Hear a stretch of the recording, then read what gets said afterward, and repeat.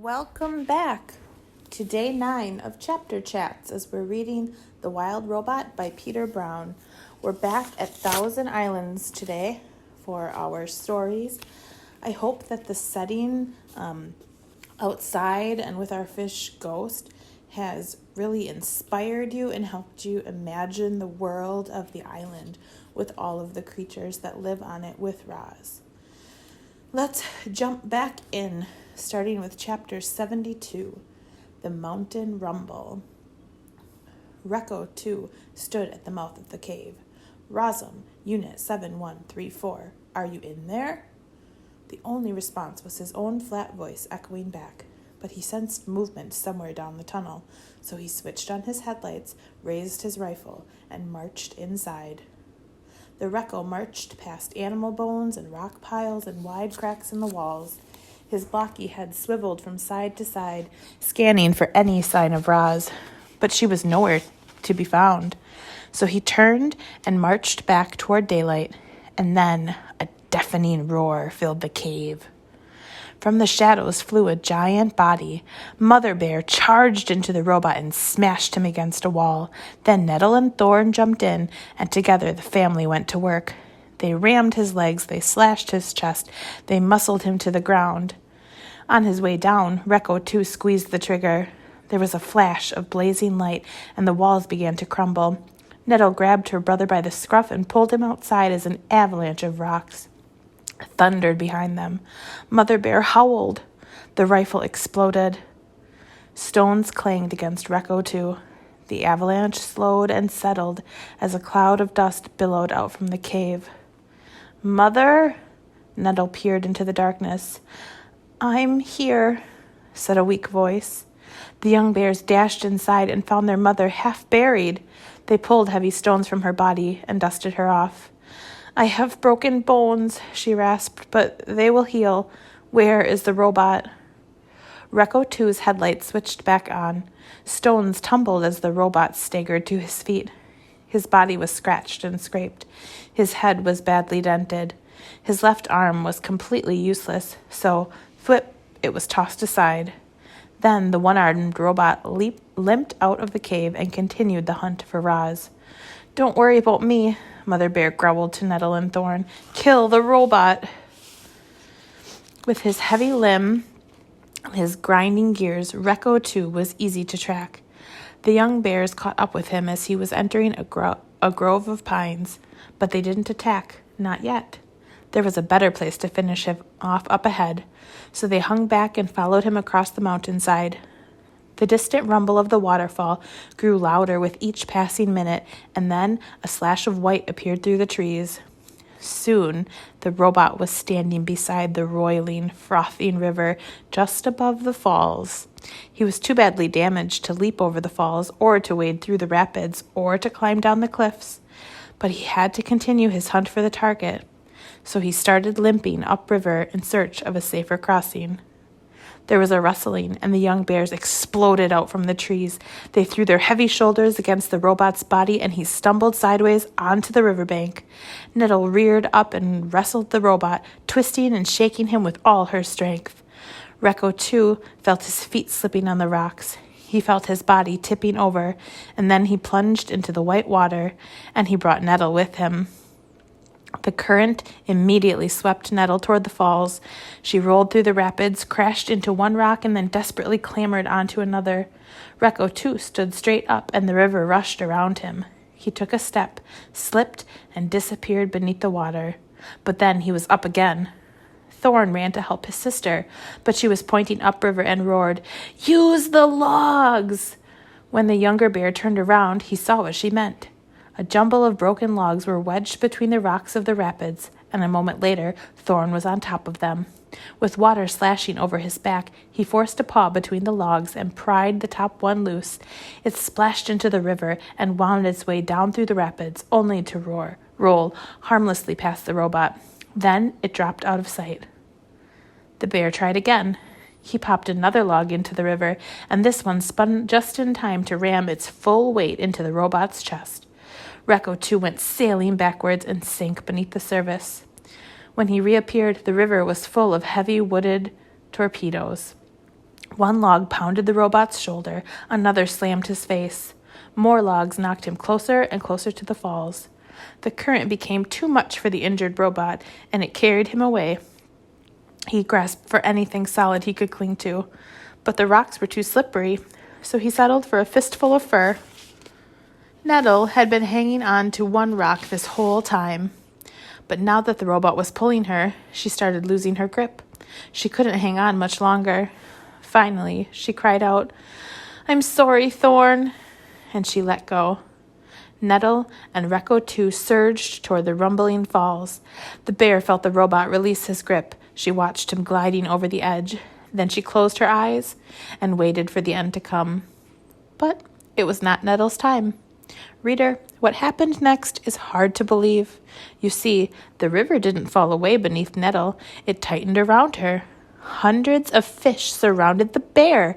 They pressed their faces into her fur, they thrashed their tails against the current, and they slowly pushed her away from the edge. Farther and farther they went, gradually moving upstream, until Nettle's brother pulled her from the water. The bears collapsed onto the riverbank, and when they looked down, they saw hundreds of fish looking back up. "Thank you," roared Nettle. "I'll never eat fish again." The fish smiled and sank into the rapids. "I thought you were dead," said Thorn, breathing hard.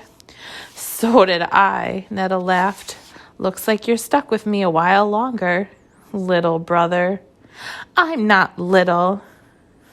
It felt good to joke, but the bears quickly turned serious. They were both bruised and bleeding, and their mother was in far worse condition. However, it would all be worthwhile if Recco too had finally been killed. The bears crept to the edge of the cliff, and there, at the bottom of the waterfall, strewn across the wet rocks, was the shattered body of the dead robot. Chapter 73, The Chase. Recco 1 was standing in the great meadow. He stared up at the smoking hill of ash and then down at the stampede of footprints around it. There had been a large bonfire with hundreds of animals and one robot. But why? The Recco couldn't make sense of what he was seeing. After thoroughly exploring the site, he continued through the meadow and into the forest. It was around that time that he lost communication with Recco 3, then Recco 2, and he knew that his partners had both been destroyed. Recco 1 would have to hunt down the target by himself. The hunter marched on. His blocky head swiveled from side to side, scanning for any sign of Roz. He was soon gazing across the glassy surface of a beaver pond. On the far side, a thread of smoke drifted up from another of those wooden domes. With his powerful legs, the robot launched himself up through the air, soaring in a high, graceful arc over the pond and down to the other side. His heavy feet slammed into the ground, leaving deep craters in the garden by the dome. He hunched over and looked inside. Fur and feathers and the dying coals of a fire, but the target wasn't in there. The Recco stood perfectly still and watched as a soft rain started dripping down through the tiers of the forest. And then he sensed it. Up in the canopy was something that didn't belong. Roz had been spotted. The hunter watched his target drop from branch to branch down to the forest floor.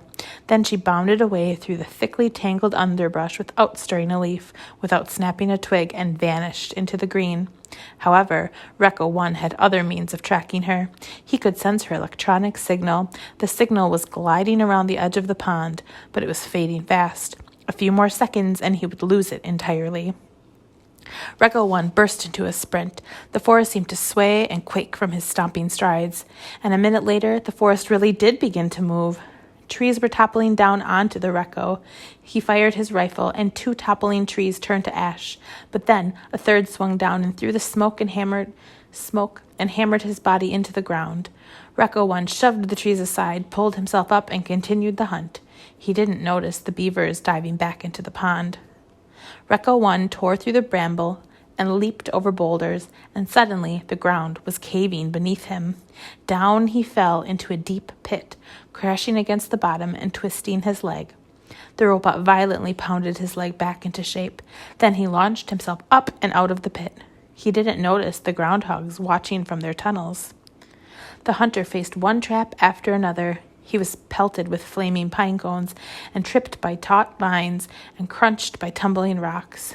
The hunter now limped and rattled and was covered in scars, but he kept going.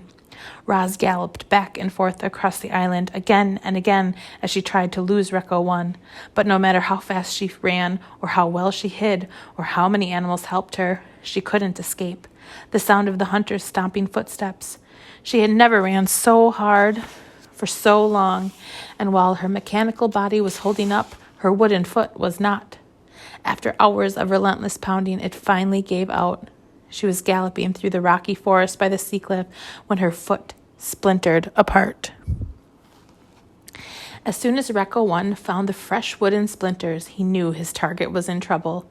He stomped out from the trees onto the cliff and scanned the coastline below. Geese were flying down through the drizzle. Otters were wriggling over the rocks. Seaweed and driftwood and broken robot parts were scattered about the shore. But the hunter also sensed a faint electronic signal.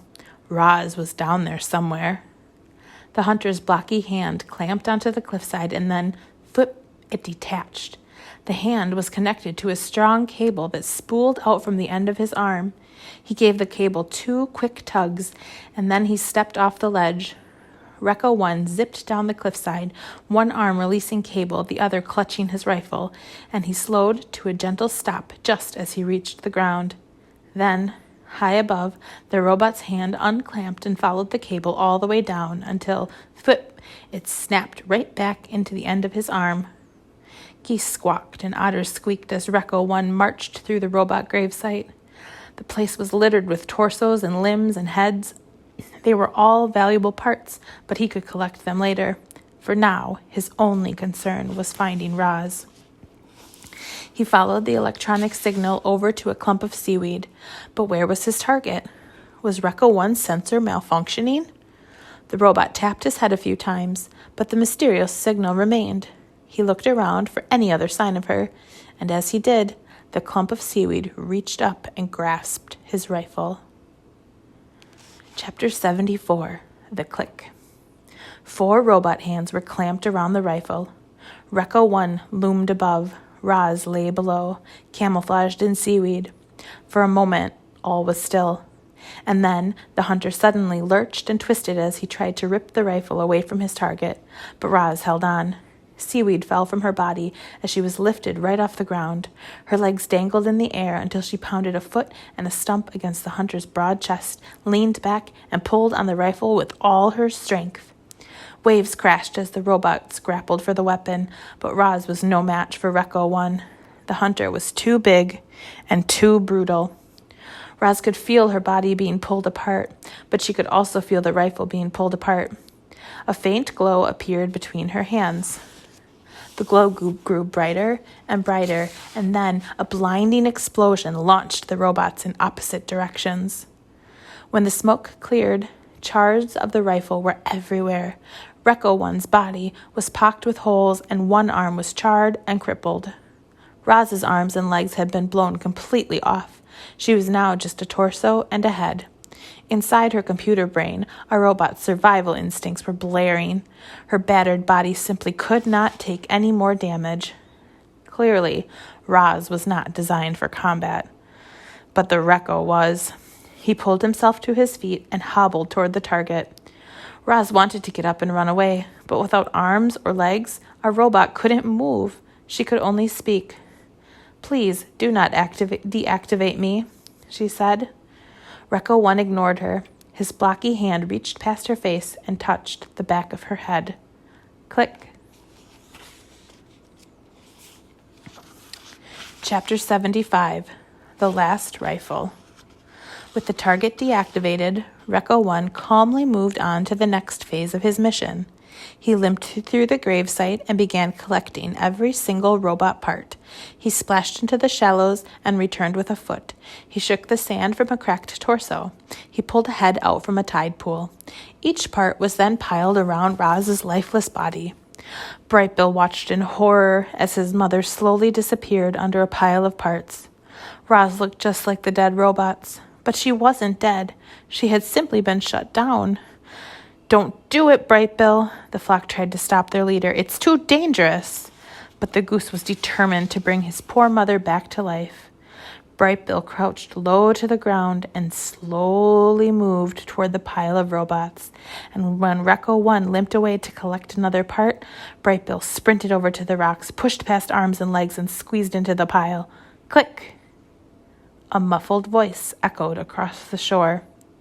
Hello, I am Razum, Unit 7134, but you may call me Raz. Bright Bill hugged his mother's face as her computer brain rebooted. Mama, wake up! What happened? She said finally. Where is the Recco? He's coming this way. What were you thinking, Bright Bill? You must leave now, before he kills us both. I was scared, Mama, cried the goose. I didn't know what to do. Heavy footsteps stomped toward them. Robot parts were knocked aside, and then Recco 1 looked down with his glowing eyes. Bright Bill tried to squirm away, but thick fingers locked around him like a cage. Mama, help! Cried Bright Bill as he was pulled up from the pile. Please do not hurt my son, begged Raz. He is harmless. Recco 1 paid no attention to Raz. He just held up the goose in his giant hand, ready to crush the life out of him. Mist swirled in the breeze. Waves slashed against the rocks. Seagulls circled above. No, not seagulls. Vultures. And one of them clutched something silver in his talons. The vulture spiraled down, and Recco 3's rifle clattered onto the shore. Geese and otters quickly surrounded the rifle. They squawked and fumbled with the weapon, trying to aim the clunky thing. The hunter was confused. How had those animals gotten a rifle, and could they possibly know how to fire it? They did know. The geese had seen a trigger pressed down before. A beam of light briefly flashed through the glow. At first, it seemed as if nothing had happened, but a moment later, Recco 1's chest began glowing a brilliant orange, and then it was melting and oozing down his front, and soon there was a wide gaping hole in the middle of his torso. His hand suddenly unclenched, and Bright Bill fluttered away. Seawater sprayed over the gravesite, and steam hissed up from the Recco's scorching hot guts. He stood and twitched and collapsed beside Raz. Recco 1 turned his face to Raz and spoke in a quiet, garbled voice. More Reccos will come for you, and if you destroy them, still more will come. The Makers will not rest until all missing robots have been retrieved. When? When will they come? Said Raz. How long do we have? You can still be fixed, Raz. Go to the airship. Bring all the robot parts with you. The ship knows what to do. His voice went silent. His eyes went dark. Recco 1 was dead. We have one final day of our story left to read tomorrow. I hope you'll join me tomorrow at 12:30 for the conclusion of The Wild Robot. Well.